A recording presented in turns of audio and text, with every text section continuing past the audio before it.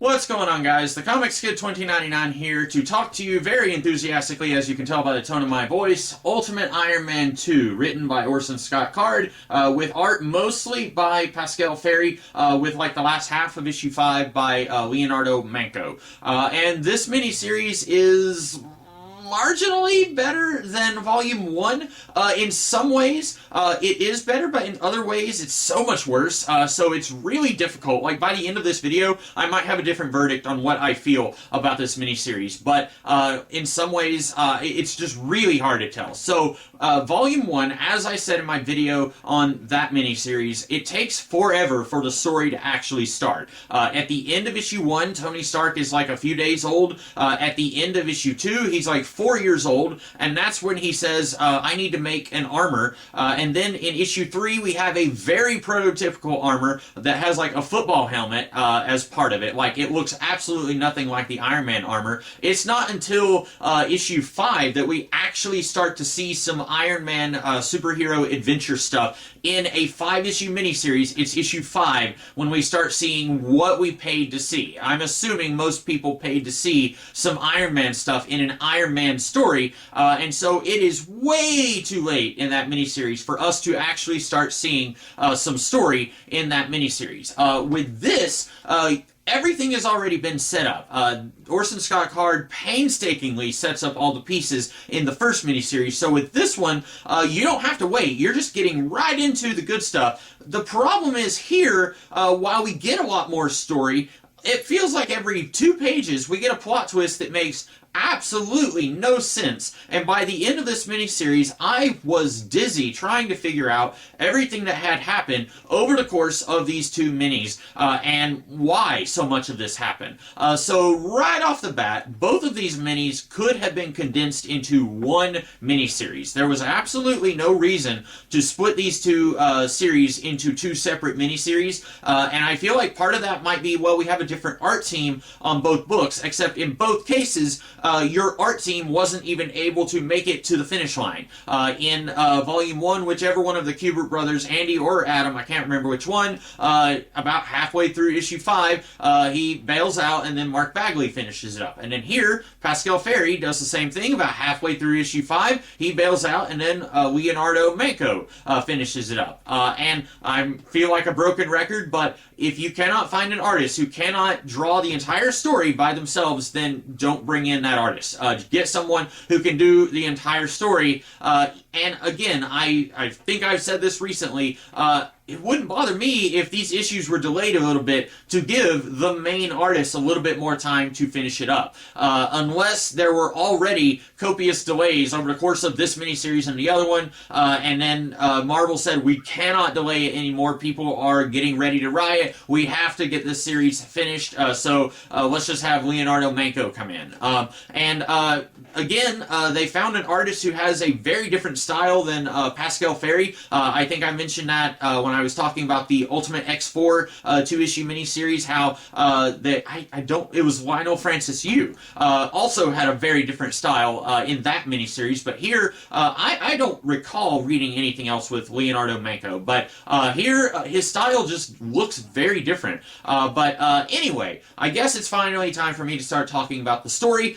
So when we left our heroes at the end of Ultimate Iron Man 1, Howard Stark had been arrested for the murder of Zebediah Stane, because Obadiah Stane had grabbed a hair off of his suit, and then it was planted at the scene of the murder. And so at the end of the miniseries, Tony Stark, he's like 17 maybe, and he is in charge of Stark Industries now, and then some terrorists try to blow up the building, and then Tony stops them in the Iron Man suit, and then he gets blown up, but he's okay because this version of Ultimate Iron Man has a healing factor, which is never mentioned anywhere else in the Ultimate Universe again. So let's start, I guess, with Obadiah apparently not being responsible for Howard Stark's death. So with this miniseries, we introduce a couple of new villains who were not in Ultimate Iron Man 1 at all. We have a guy named Dolores. It's apparently Spanish for pain. And then a guy working for him is the Ultimate version of Whiplash. And apparently Whiplash was hired by Dolores to set up the terrorists who attacked Stark Industries at the end of the first volume. We find out here pretty early on Obadiah Stane goes to visit Howard Stark in prison, and then as the guards are carrying him out he claimed he had bombs on him, but he didn't. As they're carrying him out, he has something that he jabs one of the guards with, and it's like a mind control agent. And then he says, whatever you do, you need to try and kill Howard Stark. And then he goes outside, and he's talking to Dolores. And then he says, okay, I did it. Now you need to tell me who killed my father. And I'm like, hang on a second. I thought Obadiah killed his father, or hired people to do it, because in the first miniseries, he grabbed a hair that was used to implicate Howard Stark. So it makes sense that Obadiah was involved with framing Howard Stark and killing Zebediah Stane. But apparently, Dolores hired some people to do it. Okay, that came out of nowhere, and then Obadiah apparently is upset at the death of his father, and it's really hard to take anything that Obadiah says at face value because he is a psychopath with seemingly no moral center at all. He killed 2 kids in Volume 1 just for funsies, so when he says, I think you need to tell me who killed my father now, I can't tell if he actually cares about that or not. It's really hard for me to tell, because when he finds out that Dolores had something to do with it, he doesn't do anything. He's not after revenge for his father's death. So why are you interested in finding out who killed your father? You've got the guy right there. And Obadiah, at the age of 14, is taller than Dolores. So you could physically overpower this guy and smash his head into the concrete. Nobody will know it's you. You're already a psychopath who's willing to kill people just for fun. If you're that upset about your father's death, just go ahead and take care of this guy now. But no, he doesn't do it. And so basically, then we find out that there are some terrorists, these 2 guys who work for a certain branch of the U.S. government. We're never told which branch it is. They come to Tony Stark and they say, we saw your giant robot that stopped the terrorists on the boat. We want to borrow your robot. And Tony, he says, okay, but what they don't know is it's not a robot, it's a person inside a suit. And so then Tony and Rhodey, they go with the government agents.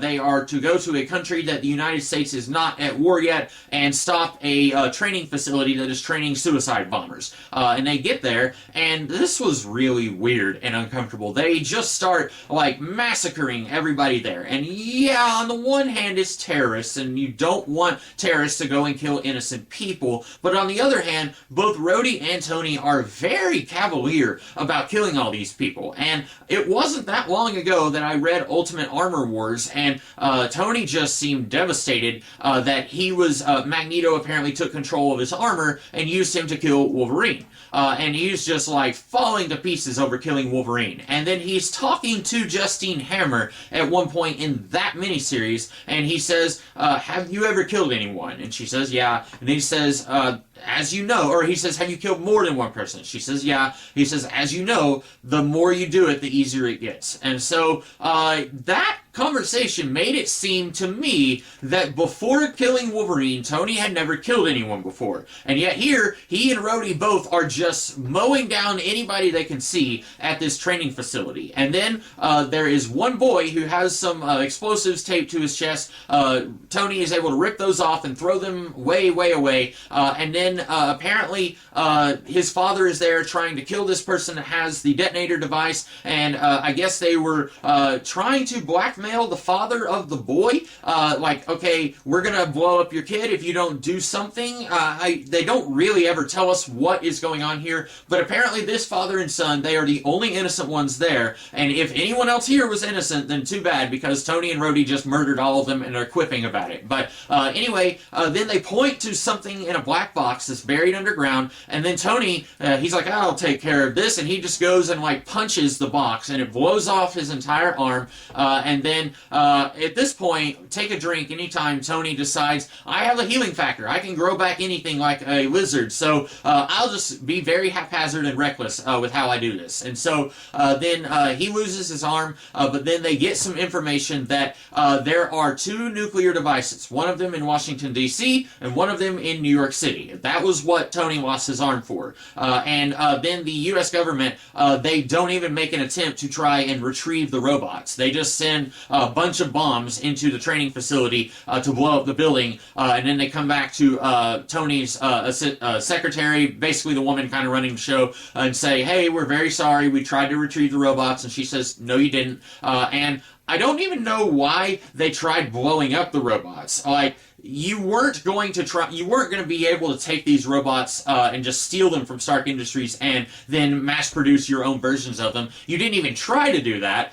So why did you try blowing them up? Just so you can go na at Tony Stark? I don't get it. But anyway, then the U.S. government later gets a message from whoever is behind the terrorists and having the two bombs, and they say, we want Tony Stark's robot in exchange for telling you where the bombs are. And the U.S. government, they come back and they say, hey, they want your robot. Tony says no, and then they try to guilt trip him and say, like, oh, how many people are going to die if you don't give them your robot? And yes, this is an early version of the robot, of the suit. It's not as advanced as later versions of the Iron Man armor, but if you give even this fairly early version of the robot, of the suit, to a bad guy who is willing to work with terrorists and is allegedly willing to blow up cities with nuclear bombs, think of how much damage they're going to be able to do with that.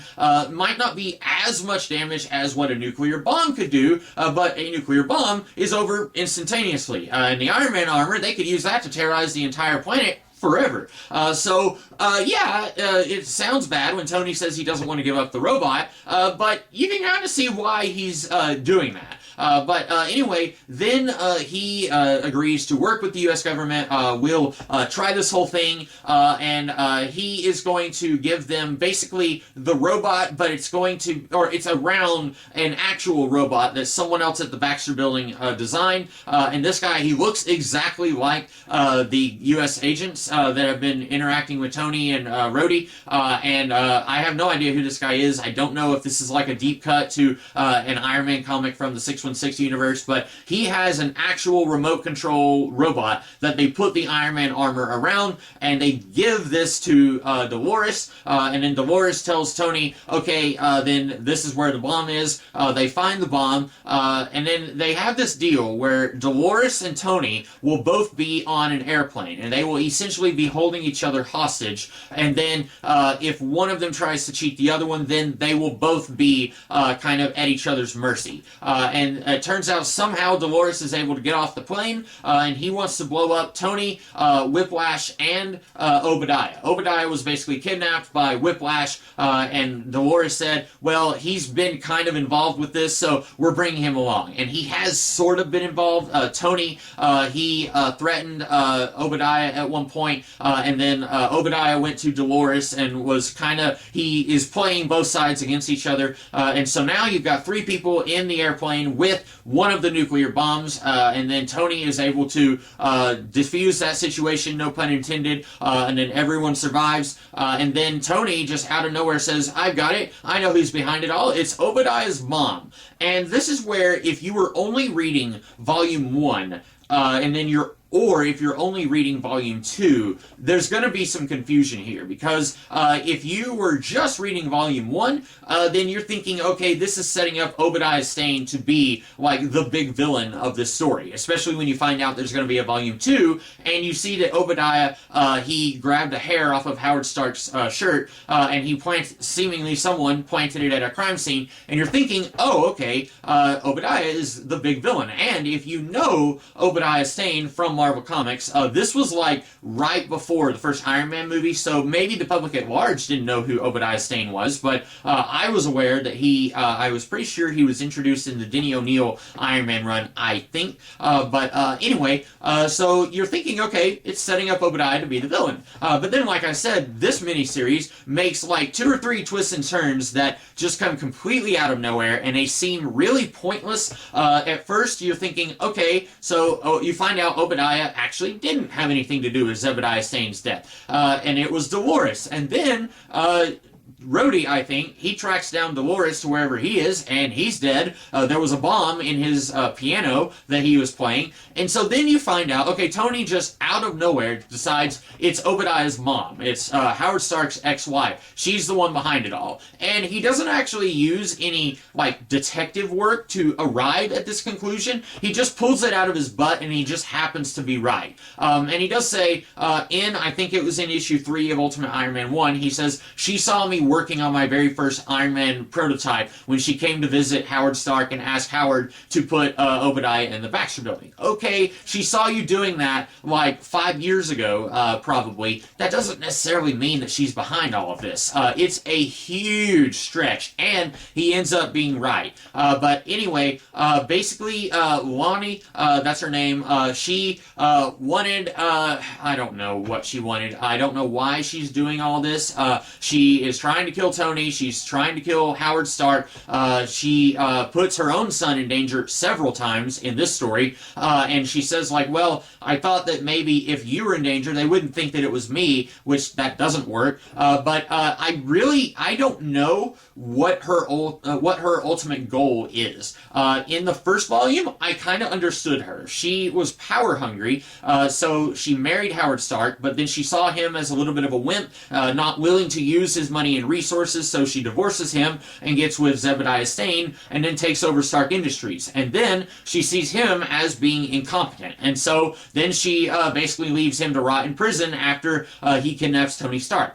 I understood her in the first volume, but I don't understand her when they try to connect her to everything that happens in both of these minis. Anything slightly shady that happens, she was somehow behind all of it. I don't understand her at that point. There's a lot that she does here where I'm like, okay, but why did she do that? I don't get it. At the end, she says, I'm going to kill Tony because I really do care what Howard thinks, and I want him to watch me kill Tony so that I can see him react to Tony's death. And it just, none of it makes any sense at all. There are two things I want to call your attention to. At one point, Tony Stark says, I can't tell if the villains are really smart or if I am really stupid. I have a third option for you, Tony. Everyone in this book is a moron. There's not a single person here who is using their brains. At one point, they are trying to figure out how are we going to double-cross Dolores. We've got this Iron Man armor, and we don't want to put Tony in it, but we also don't want this terrorist, or he's basically a terrorist, in control of the Iron Man armor. And it's Rhodey, Nephara, and Tony are all coming up with different ideas. And then Seema, she is the person who's been working for Howard Stark for years, and she's basically been Tony's babysitter throughout about half of Ultimate Iron Man 1 and most of this volume. She says, you all are so smart, you think that every idea you come up with is a brilliant idea, but these ideas suck. And then she says, and no, I don't have a better idea. And then a little bit later, when they're discussing this big conspiracy, and they're trying to figure out who's behind it all. It doesn't make sense that Dolores is behind it because of this, this, and this, so who's behind it all? And Nephara says, this conspiracy has been really dumb. And when you are a writer, and you have one of your characters calls attention to the story that you have written, and your character says, this is all really stupid, you need to take a step back and reevaluate your career choices. It's possible that you are not a good writer if your own characters are calling out the story that you have written as being incredibly idiotic. And maybe Orson Scott Card just didn't care. Maybe he had some, what he thought were really interesting ideas about how Tony's brain matter is distributed evenly throughout his body, and for some reason that means he has a healing factor. So maybe he had what he felt like were some interesting ideas, and I am stressing what he felt like because I don't really think those ideas are very interesting. And then maybe he just got really bored after 10 issues of writing this, and maybe he realized he wasn't interested in writing an Iron Man story. And once he got to this, and he was actually having to have Tony in a suit of armor doing Iron Manly things, and maybe Card just wasn't interested in that. Maybe he was more interested in the weird science stuff from the first volume. I don't know. But it cannot be a coincidence that one of your characters is saying, this is all really stupid. And I'm sitting here saying, anyway, so at the end of the miniseries, Rhodey and Iron Man, they are both like hiding in a helicopter, and then the helicopter gets blown up, and then for some reason, Tony is fine, but Rhodey gets first and second degree burns. I don't know why Rhodey's suit is not explosion proof, but Tony's is, because they've both been working on their suits pretty much simultaneously. They've been sharing technology with each other. I have no idea why Rhodey is injured and Tony isn't, but then Rhodey is sent to a hospital like several miles away, and then Lonnie's people capture Howard and Nefara, and then Lonnie shoots Nefara, and then like a page and a half later the story is over, and we never get to see Rhodey react to that. And then at the end, Obadiah ends up shooting his mom because she had put him in danger several times. And I kind of got the feeling when I read this that, okay, this ended so incredibly abruptly that they are going to do an Ultimate Iron Man 3. The Volume 1 ended very abruptly, and then they continued it with a second volume. And then Obadiah is being hinted at as being a villain here. He's very untrustworthy. Even though he isn't the villain behind all this, he was at least complicit in framing Howard Stark. And by the way, that never goes anywhere. We never get the U.S. government saying, hey, we're sorry, Howard. Turned out you were innocent. So as far as I know, right after this, Howard has to go back to prison. But then we don't get to see Rhodey react to his sister dying. And I wonder if we were going to get an Ultimate Iron Man 3, if that is how Orson Scott Card was planning on having Rhodey and Tony go their separate ways. Because in Volume 1, Howard Stark hints, and also Obadiah hints, that Tony and Rhodey are not going to be friends forever. They're friends right now, but that won't last. And then that never happens. They are thick as thieves throughout that volume and this volume. And I am wondering if Card had plans for another volume, and either he got tired of doing it, or Marvel got tired of publishing it, or maybe the fans got tired of reading it, maybe some combination of all three. But this ends so abruptly, and this tells me that sometimes if you are really good at writing novels, and I am not stipulating that he is, because I've never read any of Card's novels, I have only seen Ender's Game the movie, and I hated it, but if you have made a career out of writing novels, that doesn't actually mean that you're good at writing comic books. You have someone like Neil Gaiman who got his start writing comic books, and in my opinion, very good at it. And then he transitioned into writing novels. And I haven't actually read any of his novels. I wrote one short story that he wrote in prose form, but I haven't read any of his novels, I don't think. From what I hear, a lot of people say he's really good at writing non-comic book stuff. Good on you, Neil Gaiman. I'm really glad that you were able to explore this career path outside of comic books. That is not sarcastic. My voice is going away, so it sounds like I'm being sarcastic. I'm not. But you're someone like Orson Scott Card, and then you're famous for writing several science fiction books, and someone at Marvel says, we should get that guy to write some comic books for us. I'm not very much into sci-fi. I'm more of a fantasy guy than a sci-fi guy. So of the last, 25 years or so, I have no idea who else you could get in the genre of sci-fi and say, hey, we're Marvel, come over here, write some stuff for us, and then your name will sell books like hotcakes. Other than Orson Scott Card, I can't think of any sci-fi authors who are alive today and are currently writing who would want to do that. But I feel like this was just a mercenary job for Card. I feel like maybe they offered him, hey, will you write something for us, and your name will attract a lot of people, and maybe he had some ideas that he had been juggling for something, and then he decided to use those, and then once he got further into this being more of an Iron Man story, I know I've said this already, but I feel like maybe that was it. Or maybe sales just weren't good, and they just decided not to do an Ultimate Iron Man 3, or maybe there were never any plans to do an Ultimate Iron Man 3, and maybe Orson Scott Card is just really bad at writing endings, because Volume 1 ends incredibly abruptly, and so does this volume. I guess most everything is tied up at the end. Like I said, Rhodey, we don't get to see him reacting to his sister is dead.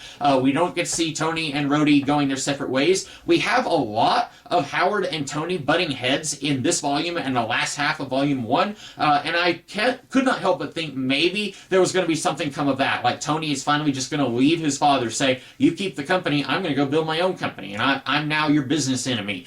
Something like that. I was feeling like there was going to be something like that. Nothing like that ever happens. It feels like there is just so much more. And when you are doing a prequel, a lot of people probably don't like this with prequels, but when you're doing a prequel, generally you want to kind of have everything come back full circle. With the X-Men movies, here's kind of an okay example. With the X-Men movies, first X-Men movie, you start off, the school is already established. Professor X is a teacher. He is like the big good of mutant kind, and he's got these teachers who are working for him who teach other younger mutants. And then Magneto is a former friend, and now he's his adversary. There's a lot of material there that you could do a prequel about. And then you get X-Men First Class about 10 years later. And then that is kind of jumping back in time a little bit. And Professor X is not in a wheelchair yet. The school hasn't been established yet. Magneto and he are still BFFs. And then you're starting to cover some of that ground in between when this prequel takes place and when the older movie that takes place later in the timeline, when it takes place. And then where I feel like First Class kind of fumbled a little bit was they tried to jump all of that point of time in one movie, when I feel like they could have stretched that out and you could have had all that stuff happen over a series of several years. And then with this, here's where we start with Tony Stark in the Ultimates. He is a businessman, and he has a suit of armor, and then he does superheroic stuff with it. Okay, that's all you have. And I guess sort of technically you cover all of that in this miniseries in Ultimate Iron Man 1. But you've also got a lot of loose ends by the end of this miniseries that are not present in Millar and Hitch's Ultimates. Where's Rhodey? Where's Sima?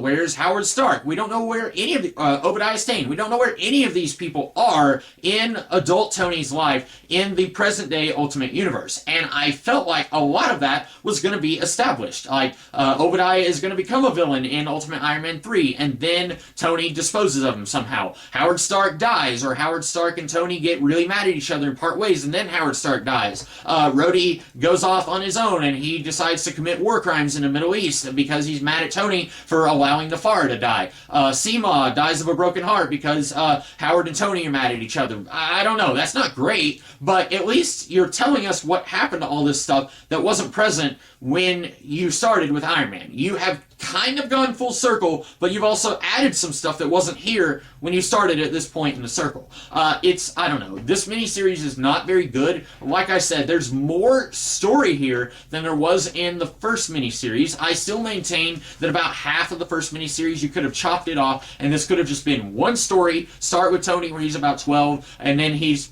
doing Iron Man stuff when he's a young man. You could have done that. In fact, I think they made an animated series called Armored Adventures, I think. I've never watched it, but I think that was about young Tony Stark. So there is fertile ground there to tell stories. So I don't know why Orson Scott Card felt the need to butcher this so much. But anyway, this was bad. I hated it, and I don't ever really want to read anything by Orson Scott Card again. So my voice is gone. I will see you guys in the future with something else. In the meantime, have a great rest of your day. Catch you later.